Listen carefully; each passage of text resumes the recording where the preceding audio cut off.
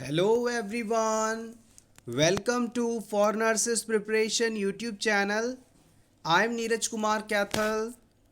Today is 2nd April 2022 and today's important MCQs for upcoming nursing recruitment exams are: first question,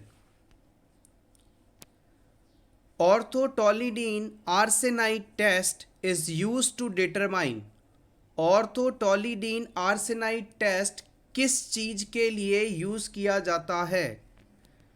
amount of free chlorine residual, pH of water, turbidity of water या all of the above?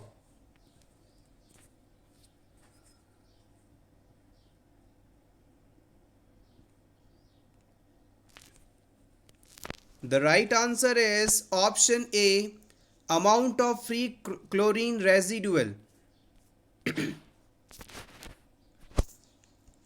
Ortholine arsenide test permits the measurement of relative amounts of total residual chlorine, free available chlorine and combined available chlorine after chlorination of water. सबसे पहली बात कि हम drinking water में chlorine क्यों मिलाते हैं? Drinking water में क्लोरीन मिलाने का कारण ये है कि क्लोरीन इस पानी में मौजूद पैरासाइट, बैक्टीरिया और वायरस को किल कर देता है ताकि हमें डिजीज़ ना हो। अब जो क्लोरीन हमने पानी में मिलाया है ये किस मात्रा में इस पानी में मौजूद है, इस चीज़ को नापने के लिए ऑर्थोटोलिडीन आर्सेनाइड टेस्ट का इस्तेमाल किया जाता है। इस ओटीए टेस्ट की मदद से आप इस वाटर में कितना टोटल रेजिडुअल क्लोरीन है, फ्री अवेलेबल क्लोरीन है और कंबाइंड अवेलेबल क्लोरीन है, इन तीनों ही चीज़ों का लेवल पता कर सकते हैं। Next question, a person is said to killed by road traffic accident if he dies within how many days of accident? Accident के बाद कितने दिनों में डेथ होने पर आप इसे रोड ट्रैफिक एक्सीडेंट डेथ के नाम से जानते हैं? 12 डेज में, 30 डेज में, 40 डेज में या 47 डेज में?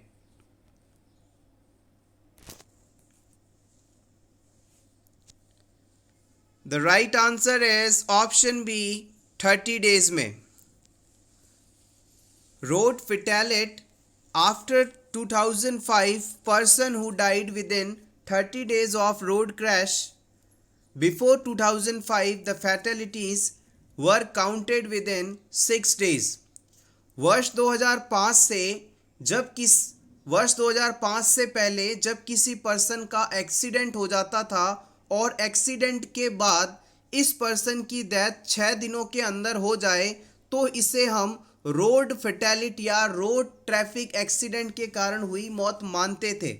लेकिन वर्ष 2005 के बाद से एक्सीडेंट के बाद यदि 30 दिनों तक भी पर्सन की डेथ होती है तो हम इसे रोड ट्रैफिक एक्सीडेंट डेथ या रोड फेटेलिटी के नाम से जानते हैं।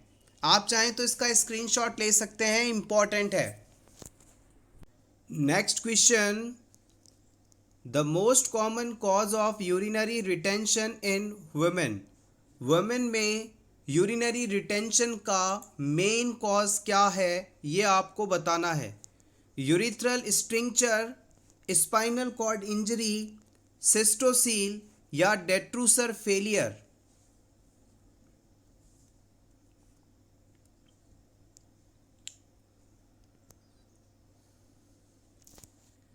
The right answer is option D, it is detrusor failure. सबसे पहले हम बात करेंगे कि यूरिनरी रिटेंशन क्या होता है। यूरिनरी रिटेंशन एक ऐसी कंडीशन है जिसमें पर्सन चाहकर भी अपने यूरिनरी ब्लैडर को पूरी तरह से खाली नहीं कर पाता, यानी यूरिनेशन के बाद, वॉइडिंग के बाद भी कुछ अमाउंट ऑफ यूरिन ब्लैडर में रहता है। रिटेंशन शब्द को आप सिंपली हिंदी में कह सकते हैं रुकावट, जिसके कारण ब्लैडर पूरी तरह से खाली नहीं हो पाता। अब बात करते हैं सभी ऑप्शंस की वन बाय वन। यहाँ पर सबसे बड़ा कारण हमने माना है कि डेट्रूसर मसल का फेलियर होना फीमेल्स में या वुमेन में यूरिनरी रिटेंशन का सबसे बड़ा कारण माना जाता है। ब्लैडर के अंदर डेट्रूसर मसल्स पाए जाते हैं। ये जब भी कोई पर्सन वॉइडिंग करता है, यूरिन पास करता है, तो इनमें कॉन्ट्रैक्शन होता है और कॉन्ट्रैक्शन के कारण ब्लैडर सिकुड़ता है और आगे यूरिन यूरिथ्रा के थ्रू बाहर निकाल दिया जाता है। लेकिन अगर वुमेन में ये डेट्रूसर मसल काम ही ना करें, यानी ब्लैडर कॉन्ट्रैक्ट ही ना हो या पूरी तरह से कॉन्ट्रैक्ट ना हो, तो यूरिन जो है पूरा ब्लैडर खाली नहीं होगा, यूरिन पूरी मात्रा में बाहर एक्सक्रीट आउट नहीं किया जा पाएगा। और यही डेट्रूसर मसल्स का फेलियर वुमेन में यूरिनरी रिटेंशन का सबसे बड़ा कारण माना जाता है। अगर आपसे पूछ लिया जाए कि मैन के अंदर सबसे बड़ा यूरिनरी रिटेंशन का कारण क्या है, तो आप बताएंगे यूरिथ्रल स्ट्रिक्चर। यूरिथ्रल स्ट्रिक्चर का मतलब होता है कि मैन के यूरिथ्रा में स्कार फॉर्मेशन हो जाता है, जिसके कारण जो यूरिथ्रा का डायमीटर है वो कम हो जाता है और यूरिन प्रॉपरली एक्सक्रीट आउट नहीं हो पाता है। यूरिथ्रल स्ट्रिक्चर का मतलब है यूरिथ्रा की ट्यूब में स्कार फॉर्मेशन होना, जिसके कारण इस ट्यूब का साइज कम हो जाता है और पेशेंट पूरी तरह से ब्लैडर को खाली नहीं कर पाता, और ये कॉमन कॉज माना जाता है मैन के अंदर। अगर किसी मैन या वुमेन किसी को भी स्पाइनल कॉर्ड इंजरी हो जाए तो इस सिचुएशन में यूरिनरी रिटेंशन हो सकता है, दोनों को ही हो सकता है, इसलिए हमने इसे सही नहीं माना। लास्ट ऑप्शन में बताया गया था cystocele is another common cause of urinary retention in women. Cystocele के कारण भी वुमेन में यूरिनरी रिटेंशन देखा जाता है। अब ये सिस्टोसील क्या है? Cystocele is when the wall between the bladder and vagina weakens. This can cause the bladder to drop और sag into the vagina. It may be caused by things that increase pressure on pelvic muscles. इसे हम diagram के through समझते हैं, काफ़ी important है ये term. Normally women's के अंदर ये है यूट्रस और ये है वेजाइना, और यूट्रस के आगे ब्लैडर सिचुएटेड होता है, यूरिनरी ब्लैडर, और यहाँ से ये यूरिथ्रा है। नॉर्मल सिचुएशंस में क्या होता है कि वेजाइना और यूरिथ्रा ब्लैडर ये दोनों एक दूसरे से दूर रहते हैं। लेकिन अगर किसी वुमेन को सिस्टोसील कंडीशन हो जाए तो इन ब्लैडर और यूरिथ्रा की बीच की जो ब्लैडर और यूट्रस के बीच की जो मसल्स हैं वो कमज़ोर हो जाती हैं, और इस मसल के कमज़ोर होने के कारण ब्लैडर वेजाइना के ऊपर गिर जाता है, जिससे वेजाइना पर लगातार दबाव पड़ता है। इसे आप देखेंगे डायग्राम के थ्रू तो ये कुछ इस प्रकार से दिखाई देगा।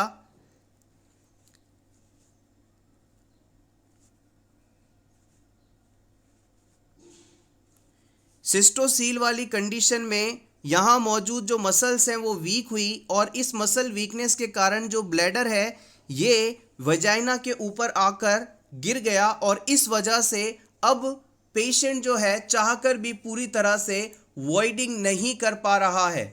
This is called the cystocele condition. Next question, the quantity of sodium chloride is required to make 1 litre of normal saline. 1 litre NS बनाने के लिए आपको कितना NaCl मिलाना होगा, सोडियम क्लोराइड मिलाना होगा? 9 ग्राम, 900 ग्राम, 90 ग्राम या 0.9 ग्राम?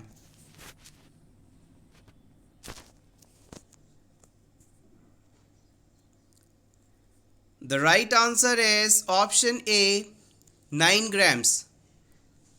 देखिए, जब भी आपको 100 ml नॉर्मल सैलाइन बनाना हो तो उसमें आप 0.9% NaCl मिलाते हैं, यानी कि 100 ml के लिए 0.9 ml।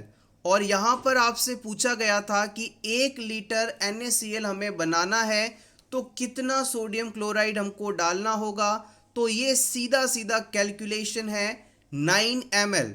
1000 ml लिक्विड में 9 ml NaCl मिलाने पर नॉर्मल सेलाइन सॉल्यूशन तैयार हो जाएगा। आप चाहें तो इसका स्क्रीनशॉट ले सकते हैं, basic but important. Next question, find out the correct order और sequence of ear ossicles from tympanic membrane to oval window.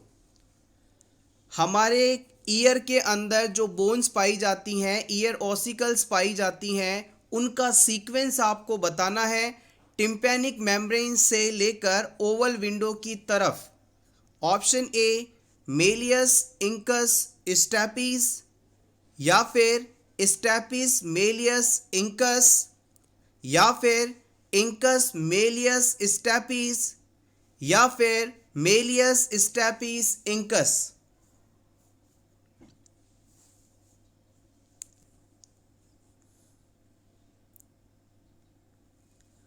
Correct answer is option A malleus incus stapes. हमारे ईयर में 3 ही बोन्स पाई जाती हैं और इन्हें याद रखने के लिए आप MIS मिस टर्म को याद रख सकते हैं। M फॉर मेलियस जो कि हैमर शेप बोन होती है, I फॉर इंकस जो कि मिडल बोन है, और S फॉर स्टेपिस जो कि हमारी बॉडी की सबसे छोटी ऑसिकल या बोन मानी जाती है। Next question, which of the following blood component is deficient in anemia? Anaemia disease होने पर किस ब्लड कंपोनेंट की कमी हो जाती है? हिमेटोक्रीट, हीमोग्लोबिन, इरिथ्रोसाइट्स या all of the above?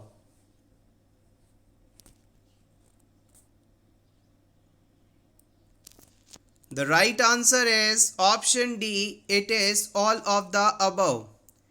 Anemia is a deficiency in the number of erythrocytes, the quantity of hemoglobin and the hematocrit. Anaemia disease होने पर RBC यानी इरिथ्रोसाइट की संख्या कम हो जाती है और RBC पर ही हीमोग्लोबिन पाया जाता है, तो हम कह सकते हैं हीमोग्लोबिन भी कम हो जाएगा। और वॉल्यूम ऑफ पैक्ड आरबीसी, किसी फ्लूइड में, लिमिटेड फ्लूइड में कितनी आरबीसीज हैं, इसे आप हीमेटोक्रिट के नाम से जानते हैं, ये भी ऑब्वियसली कम ही देखा जाएगा। तो हम कह सकते हैं एनीमिया होने पर इरिथ्रोसाइट, हीमोग्लोबिन और हीमेटोक्रिट तीनों का लेवल ही कम हो जाता है। एग्ज़ाम में कई बार हीमेटोक्रिट का नॉर्मल लेवल भी आपसे पूछ लिया जाता है। किसी अडल्ट मेल के अंदर आपसे पूछा जाए तो आप बताएंगे 41 से लेकर 50% is the normal erythro haematocrit level. और अगर वुमेन के बारे में पूछा जाए, फीमेल के बारे में पूछा जाए, तो आप बताएंगे 36 से लेकर 44%। This is the normal haematocrit level. Haemoglobin level की बात यदि की जाए तो मेल्स के अंदर 14 to 16 और फीमेल्स के अंदर 12 to 14। ये वैल्यू अलग अलग बुक्स में आपको अलग अलग मिल सकती हैं, बट ये एक अप्रॉक्स रेंज है। और अगर आपसे पूछ लिया जाए कि इरिथ्रोसाइट यानी रेड ब्लड कार्पसल्स या रेड ब्लड सेल्स, इसका लेवल क्या होता है, तो आप बताएंगे अडल्ट मेल के अंदर 4 to 6 मिलियन सेल्स पर माइक्रोलीटर, 4 to 6 सेल्स पर MCL, मिलियन सेल्स पर माइक्रोलीटर। और अगर फीमेल की बात की जाए तो फीमेल में 2 to 5.2 मिलियन सेल्स पर माइक्रोलीटर। इस तरह से आप इसे याद रख सकते हैं। Next question is respiratory centre is found in. आपको बताना है रेस्पिरेशन का जो सेंटर है जिसके कारण हम ऑटोमेटिकली ब्रीथिंग कर पाते हैं, ये सेंटर कहाँ पाया जाता है? सेरिब्रम पार्ट में, हाइपोथैलेमस पार्ट में, पोन्स पार्ट में या मेडुला ऑब्लोंगेटा एरिया में? प्रीवियस एग्जाम में इस क्वेश्चन को कई बार पूछा गया है, इंपॉर्टेंट है।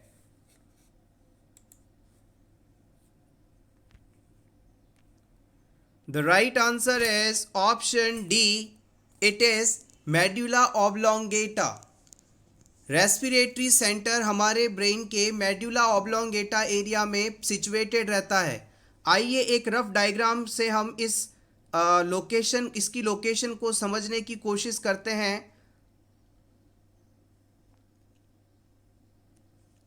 मान लीजिए ये वाला हिस्सा आपका ब्रेन का पार्ट है, ये आपका फ्रंटल लोब हो गया, ये टेम्पोरल लोब हो गया, ये ऑक्सीपिटल लोब हो गया और ये पैराइटल लोब हो गया। अब इसके जस्ट नीचे ये वाला जो हिस्सा है, ये आपका पॉन्स वाला हिस्सा हो गया, उसके नीचे मेडुला ऑब्लोंगेटा पाया जाता है और ये जो हिस्सा है इसे आप सेरिबेलम के नाम से जानते हैं। तो हम कह सकते हैं कि हमारे ब्रेन या ब्रेन स्टेम का सबसे नीचे वाला जो पार्ट है ये मेडुला ऑब्लोंगेटा है। मेडुला ऑब्लोंगेटा फोरामेन मैग्नम से होकर स्पाइनल कॉर्ड से जुड़ता है। Hopefully this is clear. Medulla oblongata में कई प्रकार के वाइटल सेंटर्स पाए जाते हैं, जिसमें कार्डियक, रेस्पिरेटरी, वॉमिटिंग और वैसोमोटर सेंटर्स इंपॉर्टेंट हैं। इन्हीं सेंटर्स के कारण ये area sleep wave cycle, heart rate, blood pressure, breathing आदि को कंट्रोल करता है। इस एरिया में यदि पेशेंट को चोट लग जाए तो उसके डेथ होने की संभावना भी बढ़ जाती है। Next question, chlorpromazine is usually not administered intravenously as it can cause serious problems. क्लोरप्रोमेजिन को हम क्यों आईवी नहीं लगाते हैं? ये डिस्टोनिया कर सकती है, ट्रिमर्स कॉज कर सकती है, सेरिब्रल एडिमा कर सकती है या हाइपोटेंशन कर सकती है।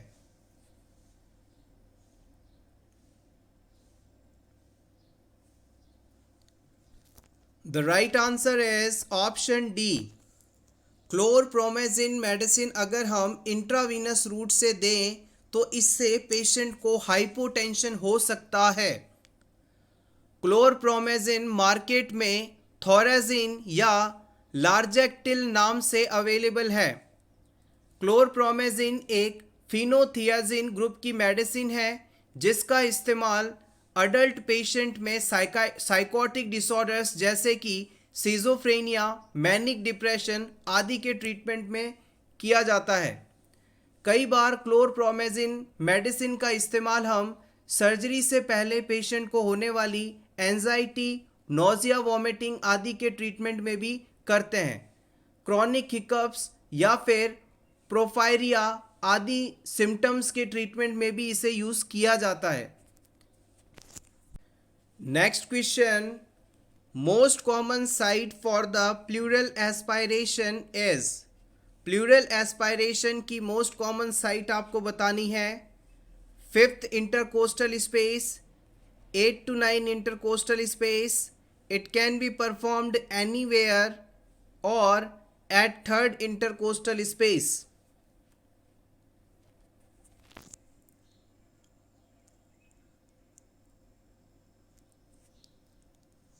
The right answer is option B. It is at 8 to 9 intercostal space. आइए इस सिचुएशन को समझ लेते हैं। जब भी किसी पेशेंट के अंदर हमें प्लूरल एस्पायरेशन करना होता है तो उसमें दो सिचुएशंस हो सकती हैं। या तो पेशेंट को हाइड्रोथोरेक्स या हीमोथोरेक्स होगा या फिर न्यूमोथोरेक्स होगा। ये दोनों टर्म्स क्या हैं इन्हें समझ लेते हैं। हमारे लंग्स और चेस्ट वाल के बीच के स्पेस को हम प्लूरल कैविटी कहते हैं। अगर इस प्लूरल कैविटी में वाटर एबनॉर्मली एक्यूमुलेट हो जाए, इकट्ठा हो जाए, तो ये कंडीशन हाइड्रोथोरैक्स कहलाती है। और इस स्पेस में ब्लड का एबनॉर्मल एक्यूमुलेशन हो जाए तो ये कंडीशन हीमोथोरैक्स कहलाती है। जब किसी पेशेंट में पानी या ब्लड इस जगह पर एक्यूमुलेट होता है तो हम 8 से 9 इंटरकोस्टल स्पेस पर 8 to 9 इंटरकोस्टल स्पेस पर निडल इंसर्ट करके इस फ्लूइड को एस्पायरेट करते हैं, क्योंकि ग्रेविटी के कारण वाटर और ब्लड दोनों लंग्स के नीचे वाले एरिया में ज़्यादा एक्यूमुलेट होंगे। इस कारण से 8 और 9 इंटरकोस्टल स्पेस पर पेनिट्रेशन किया जाता है। इसके ऑपोजिट जो न्यूमोथोरैक्स कंडीशन है उसके अंदर लंग्स और चेस्ट वॉल के बीच में एयर का एबनॉर्मल एक्यूमुलेशन देखा जाता है और एयर जो है लिक्विड या फ्लूइड से हल्की होती है तो वो ऊपर वाले स्पेस में ज़्यादा एक्यूमुलेटेड होगी।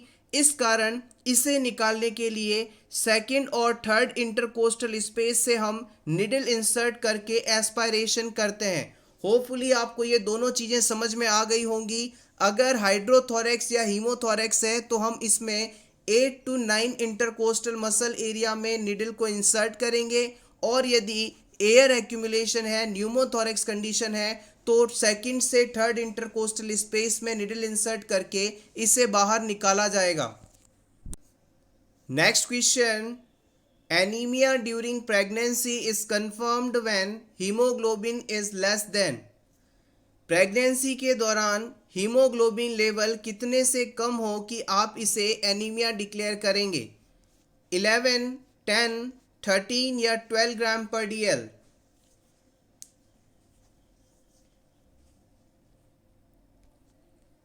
The right answer is option A. WHO कहता है कि अगर प्रेगनेंसी के दौरान हीमोग्लोबिन का लेवल 11 ग्राम पर DL से कम हो तो ये कंडीशन एनीमिया कहलाती है। Next question, premature separation of placenta from the uterine wall before delivery is called. Delivery से पहले नॉर्मली इम्प्लांटेड प्लेसेंटा का अपनी साइड से हट जाना, उखड़ जाना, सेपरेट हो जाना क्या कहलाता है? Abruptio placenta, placenta praevia, fetal distress या cord prolapse?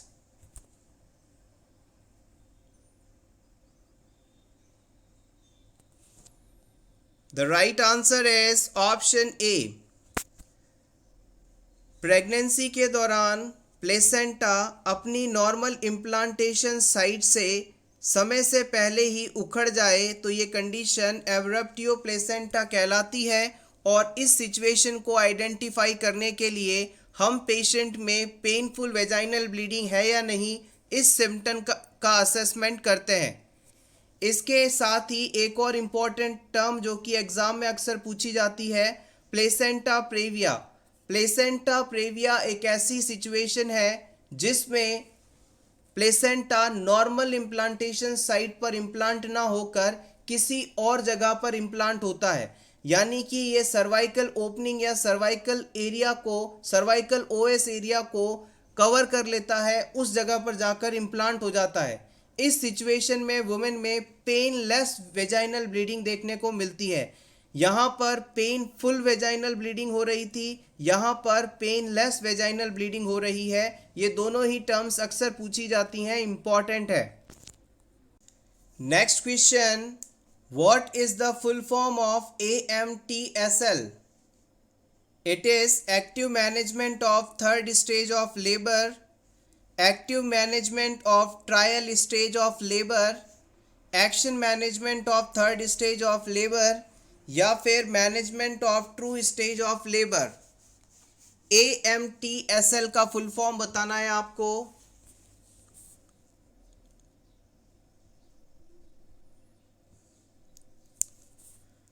The right answer is option A. AMTSL का फुल फॉर्म है active management of third stage of labour, active management of third stage of labour. So everyone, ये था हमारा आज का video. Hopefully ये questions आपको अच्छे लगे होंगे। अगर वीडियो अच्छा लगा हो तो प्लीज़ वीडियो को लाइक कर दीजिएगा और इसी तरह के और वीडियोस देखने के लिए आप for nurses preparation YouTube channel को सब्सक्राइब कर सकते हैं। Best of luck.